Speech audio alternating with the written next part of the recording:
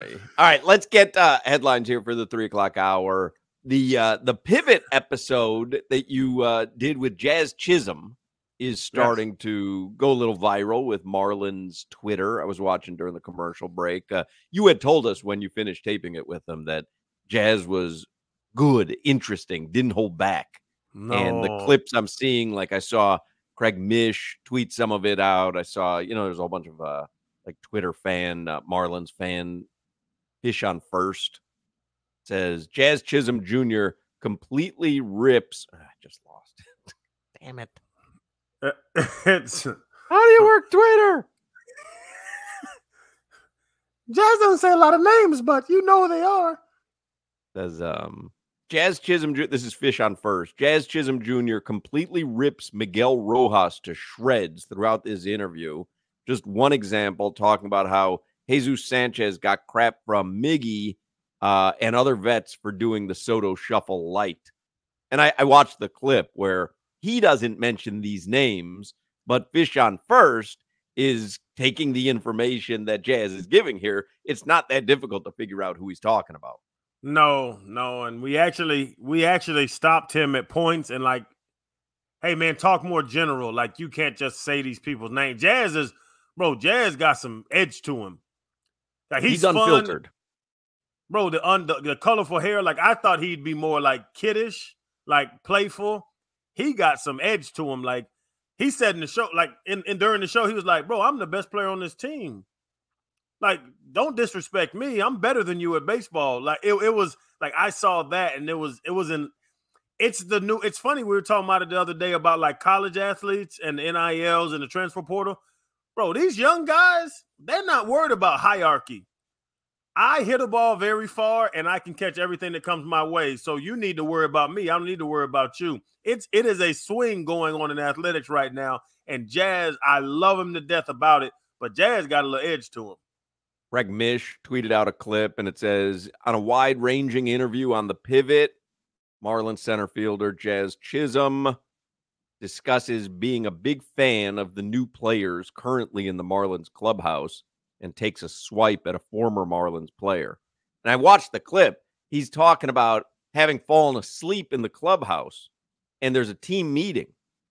And the captain of the team at that moment is sitting next to him, doesn't wake him, and he misses the meeting. And he goes, what kind of captain are you? Like, I'm sleeping, just wake me up. What kind of captain lets a guy sleep and miss a meeting? And then he talks about there's not a single guy in the clubhouse right now who wouldn't wake someone else up. And he said, I love this clubhouse. And then he went on to say it, and I love the way he did it. He goes, it's, what do you call it? The Spanish, the blacks, the whites. Did he call them the Spanish?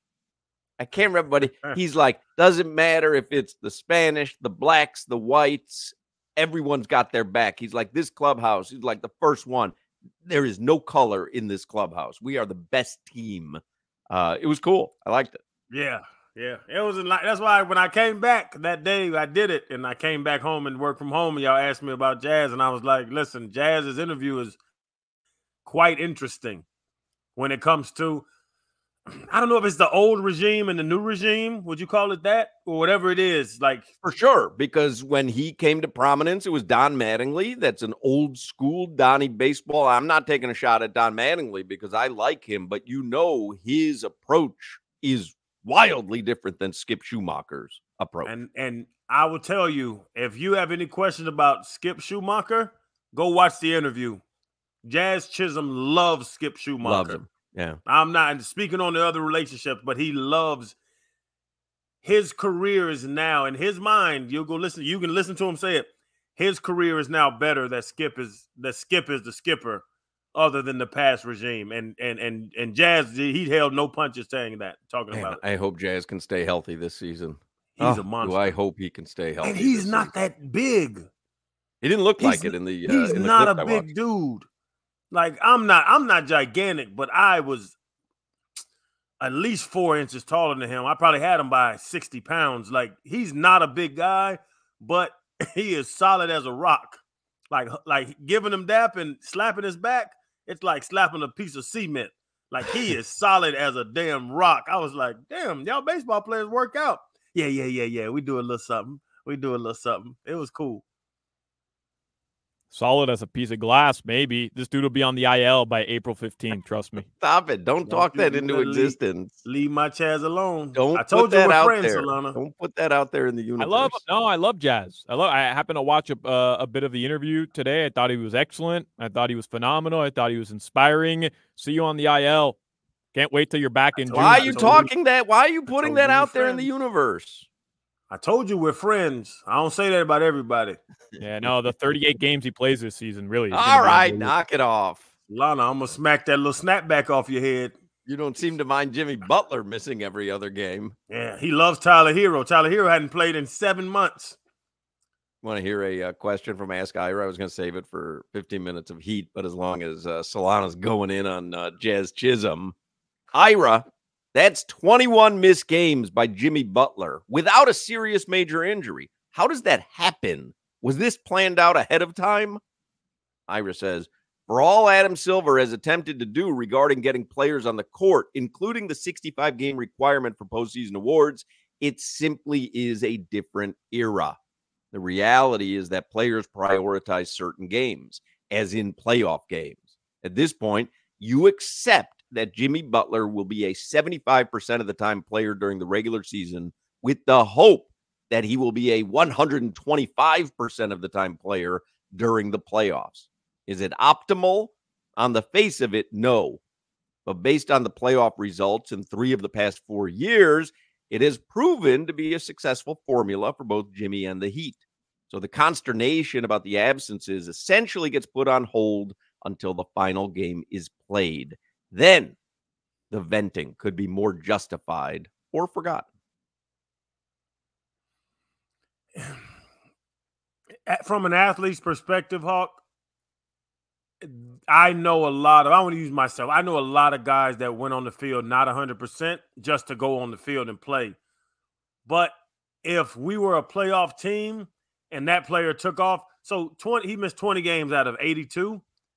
That's damn near 20% of the time, 25% of the time. A quarter of the game Jimmy's going to miss. He will have missed more, yeah, because it's at 21 now, and there's still, what, like 12, 13, 14 games left? So if you put that into an NFL schedule, It's Teron Armstead. Could a Teron Armstead. It's not based on real major injury like Teron Armstead is. It's That's maintenance. The thing. But Jimmy Butler's trying to extend his career. I don't blame him. As Ira says, it works out well for the Heat and Jimmy Butler, but there's got to be a ring at the end of it. Let's go back when Dan was here. Dan or OJ McDuffie or I say OG, which is just funny, but like think about that. If when Dan Marino was taking the Dolphins to the playoffs, if the top players could take off 3 games a year, would those playoff outcomes been different? It's just different times. Like you can't even. But you see what I'm saying, huh? Dan Marino can stay healthy through a whole season, take off the last 3 weeks of a season, and go in 100% fresh to the playoffs those years. That might be a different outcome in the playoffs.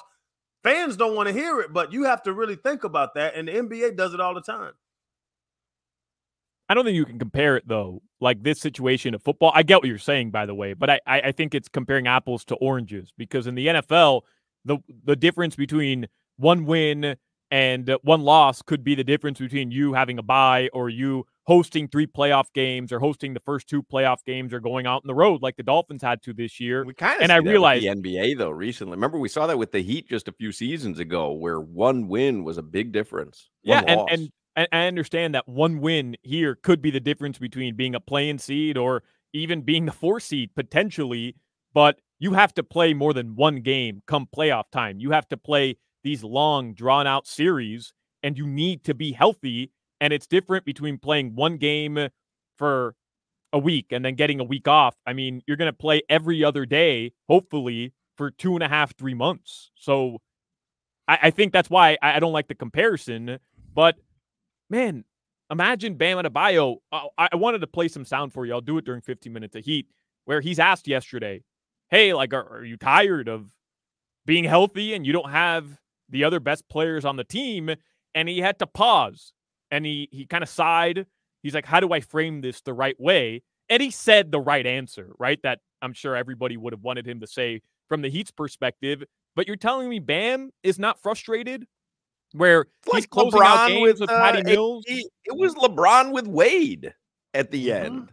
Like, there's certain guys who are just built to play and not take maintenance days or miss games that other players might miss. And Bam's one of those guys. LeBron is one of those guys. And it got to frustrate them when they're playing with people who aren't like that. But it is advantageous. It's what Popovich used to do. We laughed at it before, but now the NBA won't let it when he used to put old on the injury report. Like Popovich, no Hall of Fame coach, he knew Tony Parker and they can't play 82. Give them a week off, and they're going to be better when they come back. And I need to rest them for this playoff run. Like, it's legit. Adam Silver doesn't want them to do it because of the fact that these damn tickets are so high and everybody comes to watch stars. But it's advantageous not to play for the player. Well, it stinks, though. It stinks as a fan. If you're going, who's out for the Heat Cavs game tomorrow? But Donovan Mitchell is going to be out. They're missing a lot of guys. Yeah. But is Jimmy if Jimmy can play to 2026, or if he takes time off? But I bought my tickets in 2024. He can play to 2029. So you might catch him in 2028, but if he played every game like Jordan and them boys back in the day, he wouldn't play that long, huh? It's you have to admit it's advantageous to a player's career. Well, you're saying quantity over quality. I'm saying quality over quantity. Of course, I don't have money in the mix. I was going to say Jimmy might make $70 million in those 3 extra years. No, that's actually why I replay an interview in the 5 o'clock hour. It'll extend my career because I'm tired of talking. But if I can narrow an hour every day, that'll keep me on the air for another 3-4 years. I mean, that's what, 30 grand? I'm all in, baby. Let's get this car payment. It is a strategy, though. I'm with you, Crowder, and it's proven to be successful for some teams. I don't believe Jimmy missing Sunday and yesterday in Philadelphia, especially yesterday, is maintenance program for him. I don't, because at this point of the season, I mean, he's done his maintenance, right? He didn't play back-to-back earlier in the season. And if you were going to miss a game during this back-to-back stretch, it would have been the first one against Detroit, which you ended up winning anyways. I think he's hurt right now. I think he had a foot injury earlier this season, and it never fully healed. He went on a stretch of about 2.5, 3 weeks where he played like he was playoff Jimmy. We talked about it. And after that, you kind of saw him decline just a little bit, not only in his numbers, but also clearly in his energy levels late in games, which is what led to a couple bad losses at Oklahoma City, at Dallas, and against Denver. We talked about it on the show. What the hell happened to the Heat here against Washington? What the hell happened to the Heat here? Why is Jimmy deferring in these moments of the games? And then now he misses 2 straight. They talk about the foot injury being the issue for him missing. He tried to play yesterday, couldn't get through the workout without pain. I don't think he's missing games right now based on, hey, they want to keep him healthy for the playoffs. I don't think he's healthy. And I don't think the Heat are going to be healthy come playoff time. This idea that we have that, hey, they'll be fine come playoff time, maybe not, right? Because injuries are clearly a huge issue all throughout the season, and you wanted them to get healthy at this point. And there's 14 games left, and the most important game of the season, to the point, was yesterday, and you're closing with Patty Mills on the floor. I mean, that's not ideal for this Heat team. To that point, Salon, I've told the story before. George Edwards, who's still coaching the league, he asked me before one of the games on like a Saturday, he was like, Crowder, how you feel? And I was like, Coach, I'm about 80%. He said, you need to play because your 80% is better than all of your backups 100%. So you can make those plays. So Jimmy with a sore foot is better than Patty Mills with no soreness and if it was the playoffs, he'd have been playing. That's my guess. And that's the point. It's like, okay, no, I'll take it easy. I think that NBA players, which NFL players don't do, I think NBA players will look and be like, okay, we're still the 5th seed. I'm good. Oh, we slipped into the 7th seed. I don't think Jimmy minds if they're the playing team. I think that his mentality is, get me to the postseason and they'll see. So that last month stretch you're talking about, I think they started slipping, and Jimmy said, "Okay, let me jump us back into the top 5 real quick, and then I'm gonna chill out, and then I'll let we're us gonna get fall these back playoffs, to 8. and we gonna ball." Like, I really do believe NBA players can do the math on that. But you're risking being in a situation like last year where you were better than the Hawks. You torched them all of last season. But for whatever reason, that one play-in tournament game, the Hawks beat you. They were the better team that night. There's no doubt about it. And you had to go and play another play-in game against Chicago, 90 seconds away from being eliminated, and they squeaked it out. You want to be in that same situation again this season and have to play Boston in the first round? I'm with you, man. I have the guts. Boston doesn't scare me. Milwaukee, they don't scare me. But those teams have continuity this season. Those teams have time on the floor together this season. And the Heat don't. At no point this year, other than a 7-game losing skid, did you have Rozier, Herro, Bam, and Jimmy all on the floor together. And now, Tyler Herro, there's major concerns there, whether he's going to be healthy come playoff time. You have zero continuity with this group.